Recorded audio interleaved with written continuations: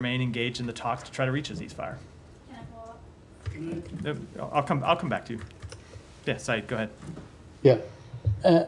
On this point that was just raised, I mean, Israel says that they were targeting Hamas, but you don't have any independent sources that confirmed there was actually Hamas leaders in that building that was targeted. Do you? I do not. With respect to this particular strike, no, I do not. Now, Yeah. we have seen credible evidence all throughout this war that Hamas has hidden its fighters, hidden its leadership inside civilian infrastructure, inside schools. I can't speak with respect to this specific strike, but certainly those are actions that are consistent with the pattern of behavior we have seen from Hamas. Where was that? Can you share with us some of that behavior, the pattern of behavior in particular places and so on? Yeah, in fact, Said, I remember you and I having this exchange several months ago, and I emailed you an article that detailed Hamas's long history of hiding in, and I think it was actually more than one article, several articles detailing Hamas. My point being, you don't need intelligence assessments from the U.S. government or anyone else. Hamas's long established behavior of hiding in civilian sites predates October 7th, and certainly we've seen it over the course of this conflict. But that makes, let's say, targeting one person worth killing 100 people? We don't want to see, no, we do not want to see civilians die. Now, I would say a lot of this would be solved if Hamas behaved like a military organization. We talk about other conflicts where this is not an issue because you don't see the military leadership hiding in hospitals, hiding in schools, hiding in religious sites, hiding in apartment buildings. If Hamas stopped doing that, it would certainly make the job of the IDF easier to target Hamas leadership without civilian casualties. But that said, as long as they continue to behave that way, the IDF still has the responsibility to do everything it can to minimize civilian casualties. Well, the whole of Gaza is the size of metropolitan Washington, D.C.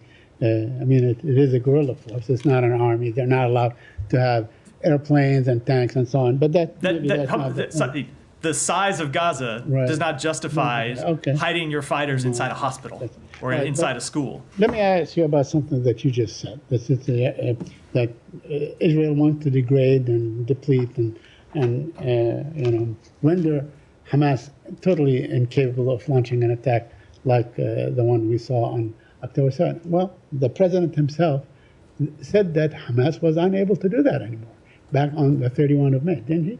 He did, yeah. Okay, so why do we continue to do the same thing over and over again? If Hamas no longer is capable of doing this, if the United States of America, the preeminent power on earth, and the one that keeps the Israeli military sustained and so on, says, look, they are no longer, this reason is no longer valid because they no longer are able to do that, so, as the president said. A few things about that.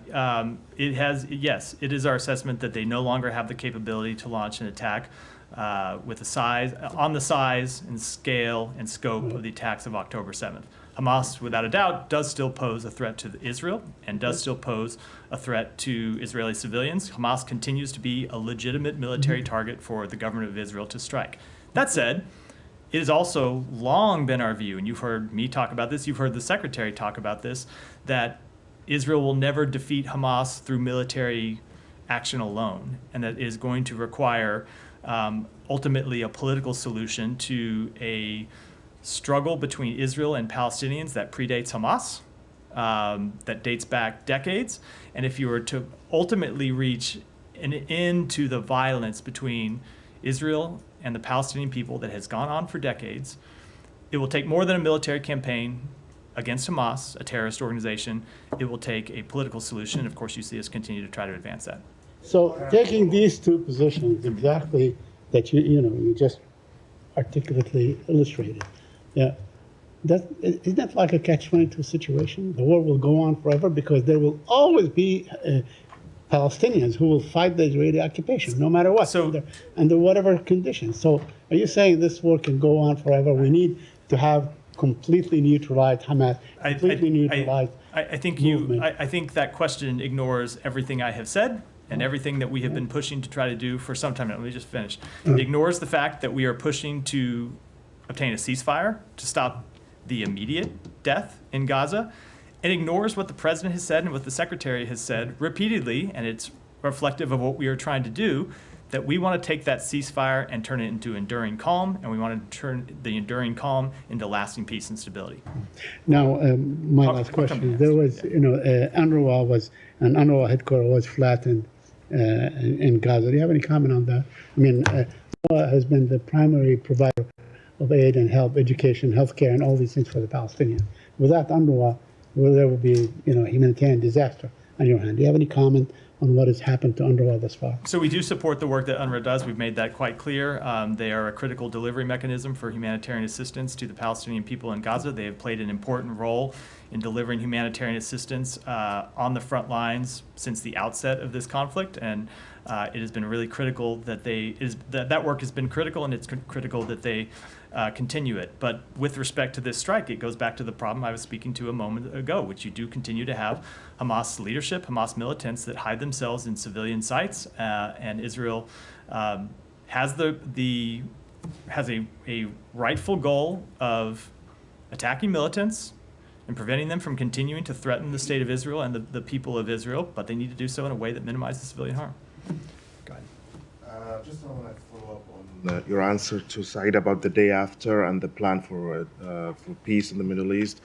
You've been, from this podium or even from many other platforms in the U.S. government, you've been pushing for months now for a day after plan from the Israelis, and you're pushing with the regional players to find a formula for a peace that will last, everlasting peace. But what we hear from the Israelis is in a different page. They are opposing any Palestinian control of Gaza. They're not willing to enter any discussion internally about the day after. And in principle, the Netanyahu government and his factions are against the two-state solution. You've been pushing for months. Do you have any way of pushing more or exerting more pressure on the Israelis to engage in that? So a few things about this. Just one kind of factual note. So with respect to plans for the day after, I spoke about this a little bit lately. We have seen the Israeli government start to develop more of their own plans and put more of their own plans forward. Not as advanced as we would like to see, certainly, but just as a factual matter, they have been starting to have those conversations internally, and they've been having those conversations with us, and I believe they've been having those conversations with others in the region as well. Which is not to say that there is a fully formed plan that is ready to go, or certainly one that would be acceptable to the broader community, but they are at least advancing in their thinking of that issue. But I would say that with respect to the longer term issue, ultimately Israel is going to have to make some tough choices, which is always the case. It's been the case with this struggle between Israel and Palestinians for decades, that ultimately resolving it requires tough choices by both sides of this conflict. And to get to, in our view, a lasting end of this conflict, it's going to have to take tough decisions by Israel. The case that we will make to them, to get to your question, is that ultimately making some of these tough decisions is actually in their interest. It's in their long-term security interest. It is, of course, in the interest of the Palestinian people to see lasting stability in Gaza, to see reconstruction, to see a better form of governance than what they've had since Hamas took control of the Strip a couple of decades ago. But it's also in Israel's long-term security interest to find a lasting resolution to this conflict. So we will continue to press that case to them, but they will have to make decisions for themselves, as every sovereign country has to do. But it is just our view, and we certainly hope that the people of Israel will ultimately endorse this view as well, that continuing to have this long-term security threat staring them in the face is a problem for their security, and it is a barrier to their long-term integration with the region, which is something Israel has wanted from the very founding of the state. What's the Palestinians' options here? Until the Israelis or the Israeli government reach a sober moment to accept that it has to do choices, as you said, what are the Palestinians' options to fight this occupation that would be acceptable to you? So when you say Palestinians, I don't know if you mean the Palestinian people, if you mean the Palestinian Authority. Let's say There are lots of different ways. What was the answer? Let's just say the Palestinian The Authority. Palestinian Authority. So there are lots of different answers. That's why I asked. There's lots of different ways to answer that question. We think there are things that the Palestinian Authority can do. We think there are reforms that the Palestinian Authority can make that will make it clear that they are a reformed, revitalized authority that can serve as a credible governing structure, both for the people of the West Bank and the people of Gaza. And that's a message that they could send both to the government of Israel, but also to the Palestinian people who we know want to see a reformed PA. So that is one thing. Ultimately, what we are trying to do is work with the Palestinian Authority and work with partners in the region who we know want to see lasting peace and stability and want to see the establishment of an independent Palestinian state. And so that's what we'll continue to do. Go ahead. Regarding specifically the attack on Saturday, Israel's attack on Gaza's Khan Yunis. So Israel said it was targeting Hamas commander Mohammed Deif, and they're yet to confirm whether he was killed or not. Do you expect them to confirm it soon? If they won't, does this concern you? Because we know more than 90 civilians killed, including children, but we don't know whether the Hamas commander was killed or not, or even he was there after all. So with respect to Mohammed Deif, I will defer to the government of Israel to speak, to determine when they might be able to make some kind of assessment and when they will speak to it. That's ultimately a call for them to make. We do know that they were successful in killing other militants, including a Hamas commander in that strike. But that said, to answer the question, no, the deaths of any civilians are not acceptable. We don't accept the deaths of civilians in any strike. And that is why we continue to push for a ceasefire to stop this daily death inside Gaza. Do you think these kind of situations hamper ongoing ceasefire negotiations? Because we know civilians killed at the moment, but they're yet to confirm the Hamas commander they said they were targeting was killed or not. Do you think these kind of vague situations hamper the ongoing ceasefire process? Because we know the U.S. want to seal the deal as soon as possible. So I'm not going to speculate. I'm going to speak to what we've seen. And what we've seen is that the ceasefire negotiations have continued. And despite various public statements that are made by both sides on this conflict from time to time, what we have actually seen in the negotiations is pushing forward to try to get a deal. So I'm not going to speculate about what could happen. Obviously, people can always pull out of negotiations for their own reasons. We hope that won't happen. We haven't seen it happen yet. What we have seen has made us believe we can get to a deal, which of course does not mean that we will. We're going to continue to try to push for one. Thank you. Yeah. Yes, sir. Thank you so much. Sir, you said that Hamas is a military organization, of course, several times. Terrorist organization, I think. Hamas is a terrorist organization that does have certain aspects of it that make it look like a military.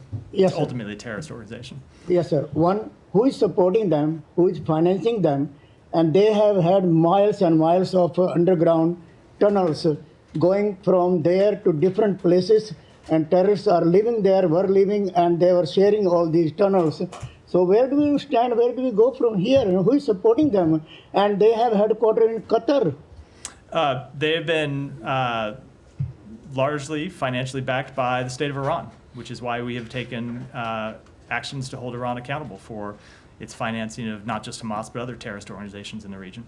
Can I go back to something you said in Sure. response to an earlier question? You said several times Israel is going to have to make tough decisions. I think you said 3 times. Does Hamas not, or do the Palestinians not have to make tough decisions too? Why are you saying No, it's they all do. on Because Israel? it was about Israel. The question was about But your answer, the question was about the state of Israel, and that's why I talked about Israel. I did in a question about what Palestinians could do. I talked about tough things that the Palestinian Authority needed to do, including making internal reforms. I mean, your understanding of how this whole conflict started is still that it was Hamas attacking Israel, correct? On October 7th, yes, absolutely. Okay. So why say now that it's only the Israelis who have to make tough decisions? I certainly don't believe it is only the Israelis that Well, have to make tough decisions. The question was about Israel, but as I said, it has long been the case in resolving conflicts. It takes parties on both sides making tough decisions. Okay. So Hamas has to make a tough decision too? Is that? Well, it depends how you look at it. We think it ought not to be a tough decision to reach a ceasefire because it would alleviate the suffering of the people that they claim to represent. But it certainly has been tough. It has been tough for them to come to that decision here to date. Okay, fine, but then it ought not to be a tough decision for Israel either, right? Because they would get, according to you, according to your theory here, if they take a tough decision and agree to a ceasefire, they're going to be safe. So ought not be, but would that the world were so simple, Matt. Would that the world be so simple. Okay. Go ahead. Same in connection with what I had. Recently, in this question, recently Prime Minister Modi of India was in Moscow meeting with President Putin. They discussed about this situation in the Middle East in a big range many times, including this time when NATO meetings were going on here. So where do we go as far as Prime Minister Modi's discussion with President Putin that this war must be ending and countries must come to an end to have a peace for peace forever in the Middle East between these nations, Israel and other countries, wars going on in the region? So I don't have any specific comment on that other than that, as we have said before, we have never seen Russia willing to play any kind of a productive role in resolving conflicts in the Middle East, certainly this conflict in the Middle East. Thank you, sir. Yeah. Shannon, go ahead. Sorry. Is it okay to change the topic? Change region? In Thailand, in a luxury hotel in Bangkok, 6 people were found dead, including 2 American nationals. Police are investigating it as a possible poisoning case. Are you in contact with your Thai counterparts and assisting in any way? So we are aware of the reports of the deaths of 2 U.S. citizens in Bangkok, Thailand. We offer our sincere condolences to the families on their loss. We are closely monitoring the situation and stand ready to provide consular assistance to those families. Whenever a U.S. citizen dies in a foreign country, local authorities are responsible for determining the cause of death. We do reach out to local authorities often to communicate with them when it involves the death of a U.S. citizen, and we will certainly be doing so here. But I would defer to the local authorities for any further comment on what I believe is an ongoing investigation. And Secretary Blinken spoke with the Thai foreign minister earlier today, I believe. Did the deaths come up on the phone call at all? So the call happened around 9 o'clock this morning. I think it might have been before we saw the reports of the death, so I don't know that it came up in the call, but I'll have to check and get back with you to confirm. Yeah, Gita. I was wondering if you have any updates on the RFERL journalist detained in Russia, also Kurmasheva. Has any new information come to light to be able to designate her as wrongfully detained? No, I don't have any new information to report. Obviously, as we've said, journalism is not a crime, and we have urged her swift release, but I don't have any new information to provide about a wrongful detention determination. Thank you. Yeah. But to follow up on that question, given that this week is going to mark 9 months of her arrest, when there is a lack of transparency about the process here, it does trigger a lot of questions about, what is the reason to why she's not being designated? Is it because she's Muslim, she's dual citizen, she is a female, or what's the reason? Okay, Alex, give me a break. That is a ridiculous thing to raise, that it's because of her gender. We have designated both men and women wrongfully detained.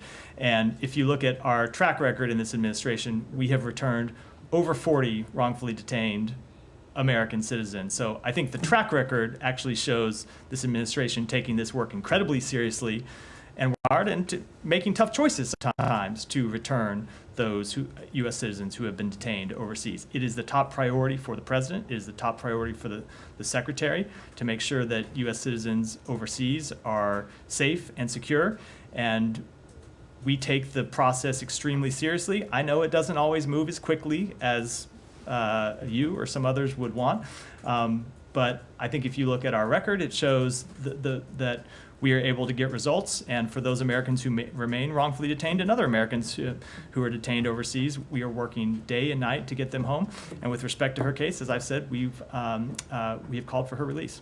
her husband and her daughters are in town. Is the secretary or anyone in this building planning to meet with them? I don't have any meetings to announce today.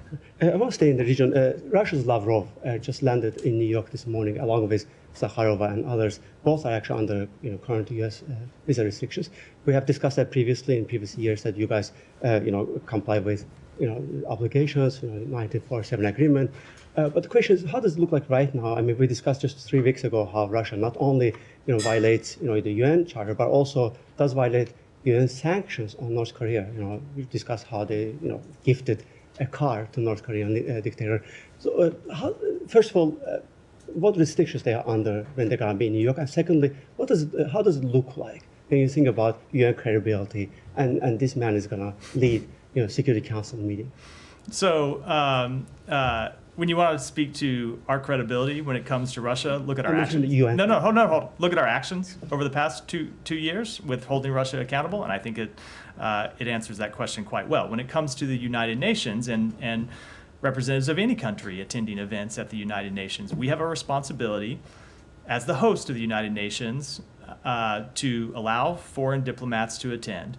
That is an obligation that has been upheld for decades by administrations of both parties, and it's one that the United States takes seriously. That said, we do have the ability to impose restrictions to make sure that diplomats that do attend for legitimate UN meetings only can participate in those meetings and can't take off on, say, tourism visits across the United States. Is the Secretary planning to boycott his ministerial?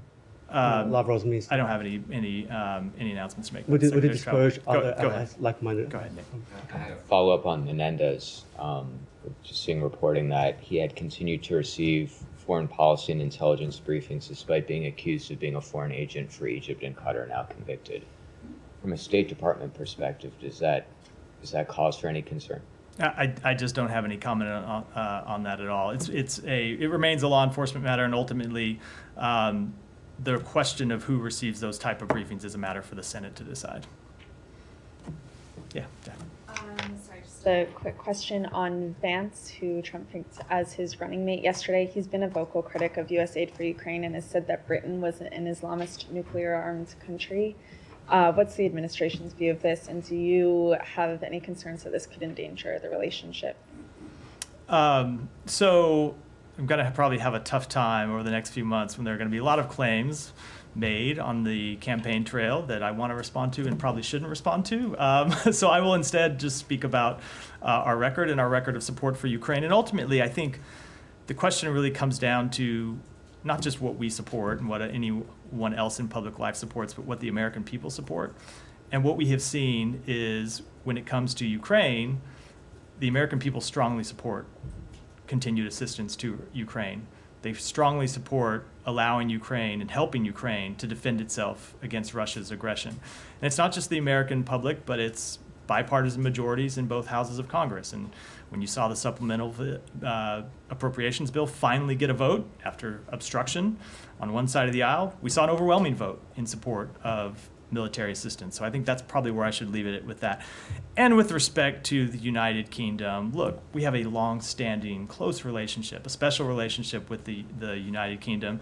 And despite any kind of, I won't comment at all. I think the American people understand the importance of that relationship and would reject any attempts to mischaracterize it. Yeah.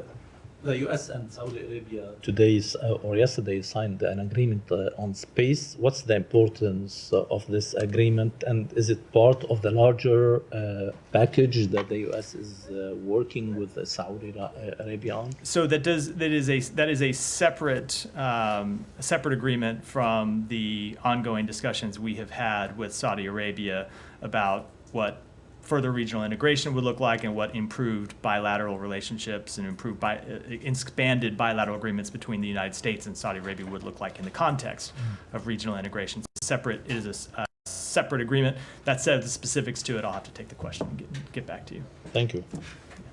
Thank you very much. Question is regarding the President Biden recent interview to 360 with Speedy, in which he said that he got call from Saudis and they want to fully recognize Israel with the security conditions.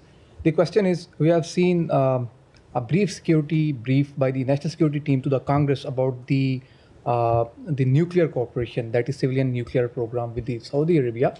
And we got mixed reactions from the Congress, from the Republicans and Democrats. Some wrote a letter to President Biden to condition it with the non-proliferation, and some said like you have to look twice on this. So it seemed like there is some prioritizing by the US, and in this interview President Biden didn't mention anything that Saudis are mentioning two-state solution for the Palestine. So is there anything under consideration regarding just with the security guarantees for the normalization between Saudi Arabia and Israel? So do you mean, I'm not sure I fully understand the question. Do you mean that we would just do an agreement with Saudi Arabia absent? With the security deal context. Oh, yeah. No, look, you've heard me speak to this before, and you've heard other leaders of our government that no, this is a package deal, that it all works together. Or it doesn't really work at all. And we've heard the government of Saudi Arabia say that something that's important for them for normalization is to get a legitimate path to two states. And so we continue to look at this as something that we believe is very important, something that we believe is hopefully achievable, but no, we're not pursuing as separate agreements. One on Pakistan, two more security personnel got killed in a hours-long exchange of fire with the terrorists. And again, these are terrorists coming from the safe haven in Afghanistan. So you've spoken many times from this podium, and the question is, do United States have some concerns with the persons who took responsibility or who took guarantees in Doha agreement that they will not let them use this soil against the neighboring Pakistan, who've been a U.S. ally? So you have any concerns? Do you have anything on this? You have anything on this? Sure. So I'll first say that of course the Pakistani people have suffered greatly at the hands of violent extremists and terrorists. We have a shared interest with the Pakistani people and the government of Pakistan in combating threats to regional security. And yes, we do continue to urge the Taliban to ensure that terrorist attacks are not launched from Afghan soil. That has been a priority for us in engagements with them, and it continues to be. Yeah, Michelle. On the diplomatic solution between Israel and Hezbollah, is there an agreement already ready to be signed in case there is a ceasefire in Gaza? So I'm not going to speak in detail to the diplomacy that we have been pursuing to resolve the conflict across the blue line, other than to say that it continues to be our assessment that it's important to get a ceasefire in Gaza to unlock the possibility of an agreement to that conflict. So it's something that we're pursuing, but you've heard Hezbollah say publicly that if there is a ceasefire in Gaza, they will stop their attacks on Israel. We don't think they need to wait for that, but certainly that's what they've said. So we'll continue to pursue diplomacy to resolve that conflict, but we really do think a ceasefire in Gaza is important to unlocking a further possibility of achieving it. Thank you. Who's that? Yeah, go ahead. Thank you very much. Joel, I'll come to you next. Yeah. Thank you very much. I knew there was somebody over there. There was somebody over here that had their hand up. Go ahead. Thank you very much, Matt. As you mentioned earlier, that elections are getting close, so you are going to be asked questions about campaigns. So Sarah Sanders, when she was the spokesperson at the White House, her child and my child were in class, but for 4 years I did not go to the White House press briefings. But when this administration came and I did go, I was not treated anything much nicer either. Is this about the stool again at the White House? You raised this in a previous briefing, stool, and I wasn't. No, it's the handicap seat, and I don't think it's funny at all. No, I didn't understand. I didn't know that's what it was. I remember you raising it previously. The elections are coming, so I had much better. I had very good hopes from President Biden administration regarding the media treatment. What I'm saying is that during their time, I did not even go once for the press briefing because their attitude. Let me just interrupt you quickly to ask that you get to the question. Sorry. As much as I enjoy the extended wind-ups. So Voice of America had asked you a question that Taliban are asking about the helicopters from Uzbekistan, and you had said that you would reply them back. Is there any update about those helicopters or no? We did get back to Voice of America. If you're interested in the answer, I'll take it back and get the same answer back to you. Just one last question. Last week, a couple of weeks ago, I had a chance to listen to one of the three amazing diplomats, Ambassador Munter, Ambassador Hale, and Ambassador Peterson. And Peterson, they all served in Pakistan as ambassadors. One of them said that it's great that Pakistan is off the back, so we don't have to pay billions of dollars every year. Ambassador Ann Peterson said that the 5th largest country in the world should not be let down and should not be the way it is basically right now. Just give me a little bit of the Indo-Pacific strategy. Where is Pakistan fitting in this whole situation right now? Because from what I see, Pakistan seems to be going down in almost every aspect that I can think of. So Pakistan continues to be a close partner that we work with on a number of important matters, including improving the Pakistan economy. You've heard me speak a number of times to the importance of securing an IMF facility and Pakistan making reforms in that regard, and we'll continue to do so. All right, Thank Joel. you, Matt. Thanks, Matt. Just wanted to, I guess, follow up really briefly on the Saudi Arabia question. Yeah. You know, just be clear that the president's characterization of it was broadly correct. And then, do you think that you have time to, you know, in this administration, to work out that kind of deal if events unfold in Israel the way you want, or has that window closed? So I don't want to put a timeline on it, partly because, look, you've heard the secretary say that in his conversations with the Crown Prince of Saudi Arabia, there are two things that he needs to be able to reach a deal. One is calm in Gaza. Two is a path to an independent Palestinian state. We don't yet have a calm in Gaza, so it's a little hard to speculate about the timeline of a normalization deal when we haven't reached the first milestone. So we're going to continue to push to get calm in Gaza, to get a ceasefire. We have plans we are working with our partners in the region on security and governance and ultimately reconstruction for Gaza in the period after a conflict. And as part of that, we are discussing with Saudi Arabia what a broad normalization integration deal would look like. But there is a lot of work that remains to be done to get there, including, of course, the question about a ceasefire in Gaza. Okay, and then if I could just follow up also on the Russia question. You know, Sergei Lavrov's in New York today, and he mentioned, obviously there's been talk about possible more, you know, peace talks with Ukraine and Russia at some point. He mentioned that a political diplomatic solution must be accompanied by concrete steps to eliminate threats to the Russian Federation from the Western Euro-Atlantic direction. It seems to be a reference to that draft treaty they put out in 2021. I know you're very deferential to the Ukrainians in terms of talking about Ukrainian, the Ukrainian position there. Are you guys willing at all to have some kind of larger conversation connected to that process? And what do you make also? You know, he mentioned that it would have to be, you know, take into account geostrategic realities on the Eurasian continent. Like, is it there's been a lot of talk in this room and elsewhere about China enabling Russia's defense industry for the war in Ukraine.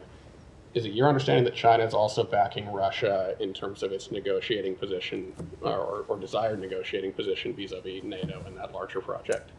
So when it comes to the this wasn't part of the question, but maybe the premise of the question.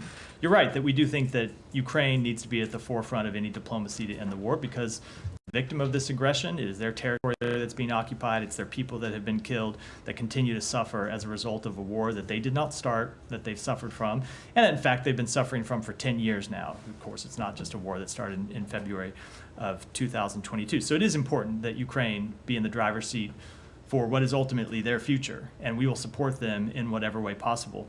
To the larger question you asked about it, though, the problem with that formulation, not the formulation of your question, but the problem with the formulation from the foreign minister is there's no one in Europe that is threatening Russia.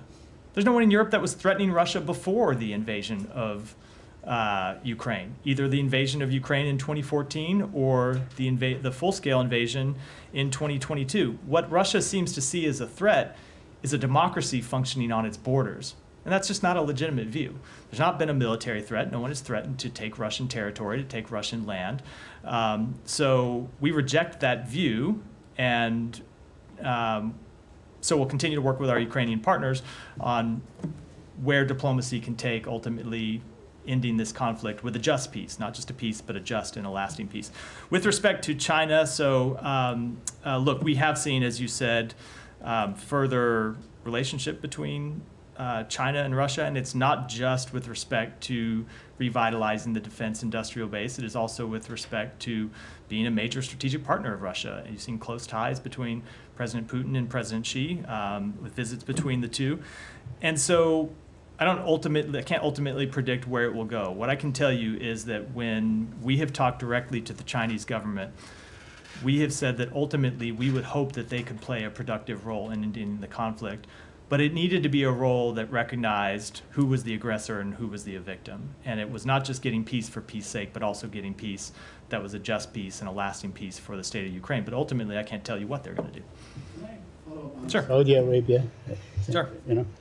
Yesterday, the president in an interview said that the Saudi conditions for normalization with Israel would be, a guaranteed protection by the United States and the provision of arms and a security agreement, and also the ability to have a peaceful nuclear program and so on. He did not mention a Saudi condition that has always been, laid in the back about a Palestinian state and all these things. That answer is just with respect to the bilateral agreements between the United States. I know it does get some confusing sometimes because in these discussions, there are bilateral agreements that would take place between the United States and Saudi Arabia as part of an integration deal, a normalization deal, and then there are other things that have to happen between Saudi Arabia and, of course, of Israel, the two countries that would be normalizing relationship with each other. But Saudi Arabia has always made clear that for that to move forward, it still does, has always made clear and still makes clear that they need to see calm in Gaza and they need to see a path to two states. That has not changed.